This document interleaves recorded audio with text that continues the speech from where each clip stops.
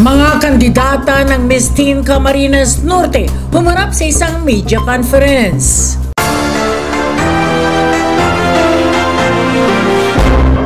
Nagpakita ng gilas sa pagrampa at pagsagot ang 16 na kandidata ng Miss Teen Camarines Norte 2025 sa ginanap na media conference sa Central Plaza Mall, Daet, na kung saan ang mga membro ng media sa Camarines Norte ang nagsilbing panelist ng mga ito. Dahil dyan, nabigyan ng mga kandidata ng pagkakataon na sagutin ang mga tanong na ibinigay sa kanila. Ang nasabing media conference ay mayroong 16 na kalahok na nanggaling pa sa iba't ibang bayan ng lalawigan ng Camarines Norte. Samantala, ayon naman kay Miss Luz, chairman ng Miss Teen 2025, ako po ay naglakas loob na hilapit ito sa Kiwanis Club o Reyna de Atena na ako ay isang member din.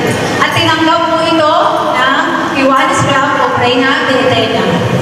Yun po yung background ng Miss Teen Camarines Norte. Ang nasabing patumpalak ay nagsimula pa noong 2013 at nahinto dahil sa pandemic. Subalit ngayong bumalik na sa normal ang panahon, muling binigyan ng importansya ang kahalagahan ng partisipasyon ng mga kabataan sa komunidad. Isa na dito ang muling pagkakaroon ng Search for Miss Teen Camarines Norte ngayong Bantayog Festival 2025. Para sa CNTV News, James Barameda Obog.